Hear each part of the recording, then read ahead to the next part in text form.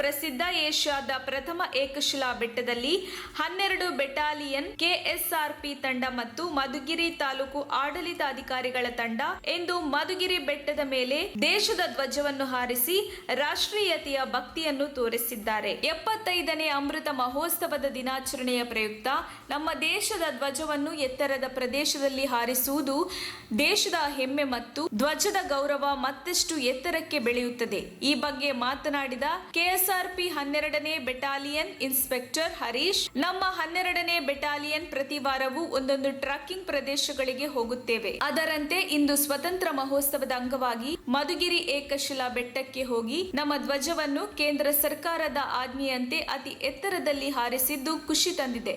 ಇದರ ಸಾರಥ್ಯವನ್ನು ವಹಿಸಿದ್ದ ಹಾಗೂ ನಮ್ಮೆಲ್ಲರಿಗೂ ಇಂತಹ ಅವಕಾಶವನ್ನು ಕೊಟ್ಟಿದ್ದಕ್ಕೆ ಅಸಿಸ್ಟೆಂಟ್ ಕಮಾಂಡೆಂಟ್ ಪಟೇಲ್ ಬಿಸಿ ಅವರಿಗೆ ಧನ್ಯವಾದಗಳನ್ನು ಹೇಳಲು ಇಚ್ಛಿಸುತ್ತೇನೆ ಎಂದು ಹೇಳಿದರು. 3930 ಅಡಿಗಳಷ್ಟು ಎತ್ತರವಾಗಿದ್ದು ಇದನ್ನು ನಾವು ಇವತ್ತು ಬೆಟ್ಟದ ಮೇಲೆ ಹೋಗಿ ಆಜಾದಿ ಕಾ ಅಮೃತ ಮಹೋತ್ಸವದ ಅಂಗವಾಗಿ ನಮ್ಮ ದೇಶದ ನಮ್ಮ ರಾಷ್ಟ್ರ ಧ್ವಜವನ್ನು ಹಾರಿಸುವಂಥ ಕಾರ್ಯಕ್ರಮವನ್ನು ಮಾಡಿದ್ದೀವಿ. ನಾನು ಮಧುಗಿರಿ ತಾಲೂಕಿನ ಎಲ್ಲ ಸಮಸ್ತ ನಾಗರಿಕರಲ್ಲಿ ತೆಗೆದುಕೊಳ್ಳೋದು ಇಷ್ಟೇ. ಈ 3 ದಿನದ ಕಾರ್ಯಕ್ರಮ ಬಹಳ ವಿಜೃಂಭಣೆಯಿಂದ ಉತ್ಸಾಹದಿಂದ ಒಂದು ರಾಷ್ಟ್ರ ಪ್ರೇಮವನ್ನು ರಾಷ್ಟ್ರಭಕ್ತಿಯನ್ನು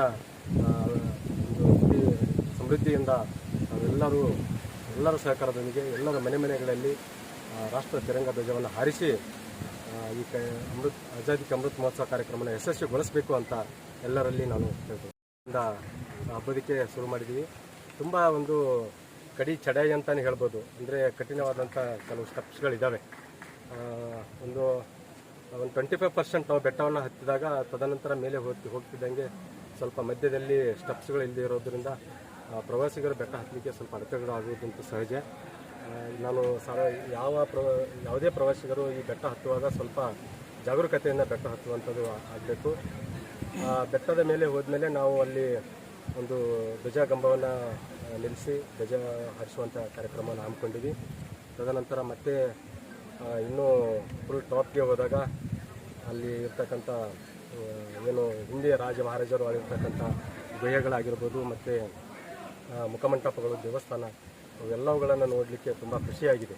ಬಳಿಕ ಡಿವೈಎಸ್ಪಿ ವೆಂಕಟೇಶ್ ನಾಯ್ಡು ಮಾತನಾಡಿ, ಎಂದು ಮಧುಗಿರಿ ಬೆಟ್ಟವನ್ನು ಹತ್ತಿ ತುಂಬಾ ಖುಷಿಯಾಗಿದೆ. ತುಂಬಾ ಕಡಿದಾದ ಬೆಟ್ಟ ಇದಾಗಿದ್ದು ಸಾರ್ವಜನಿಕರು ಬೆಟ್ಟ ಹತ್ತುವಾಗ ಎಚ್ಚರಿಕೆಯಿಂದ ಇದ್ರೆ ಒಳ್ಳೆಯದು. ನಮ್ಮ ಪಿಸಿ ಯಾರೇ ಪ್ರವಾಸಿಗರು ಆಗಮಿಸಿದ್ರು ಅವರ ಹೆಸರು ಮತ್ತು ವಿಳಾಸಗಳನ್ನು ನೋಂದಾಯಿಸಿಕೊಂಡು ತದನಂತರ ಬೆಟ್ಟದಿಂದ ವಾಪಸ್ ಹೋಗಿರುವ ಬಗ್ಗೆ ವಿಚಾರಣೆ ನಡೆಸುತ್ತಾರೆ. ಆಗಸ್ಟ್ 15ರಂದು ಸಾರ್ವಜನಿಕರು ಸಹ ಪೊಲೀಸರೊಟ್ಟಿಗೆ ಸಹಕರಿಸಬೇಕು.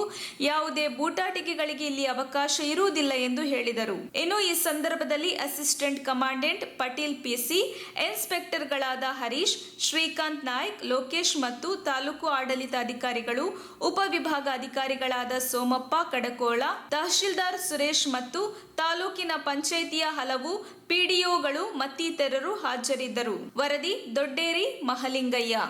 75ನೇ ಅಮೃತ ಮಹೋತ್ಸವದ ಅಂಗವಾಗಿ ಎಲ್ಲ ಕಡೆ ಈಗ ತಿರಂಗ ಹಾರಿಸೋದು ಮತ್ತು ಅದೇ ಖುಷಿನಲ್ಲಿ ಜನ ಇಲ್ಲಿಗೂ ಕೂಡ ಬರ್ತಾರೆ.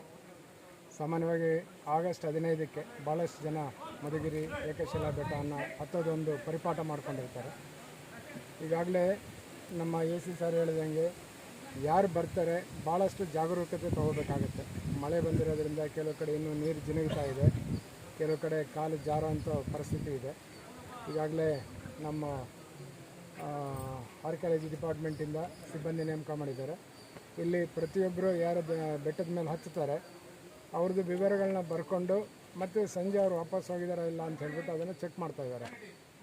ಅದರ ಜೊತೆಗೆ ಅಕಸ್ಮಾತ್ ಏನಾದರೂ ಯಾರಾದರೂ ಬಂದಿಲ್ಲ, ಮಿಸ್ ಆಗಿದ್ದಾರೆ ಅಂತಂದರೆ ಅವ್ರನ್ನ ಕಾಂಟ್ಯಾಕ್ಟ್ ಮಾಡೋದು, ಸಂಬಂಧಪಟ್ಟ ಇಲಾಖೆಗೆ ತಿಳಿಸೋದು ಎಲ್ಲ ನಡೀತಾ ಇದೆ. ಇದ್ರ ಜೊತೆಗೆ 15ನೇ ತಾರೀಕು ನಮ್ಮಿಂದ ಕೂಡ ನಮ್ಮ ಪೊಲೀಸ್ ಸಿಬ್ಬಂದಿ ನೇಮಕ ಮಾಡ್ತೀವಿ.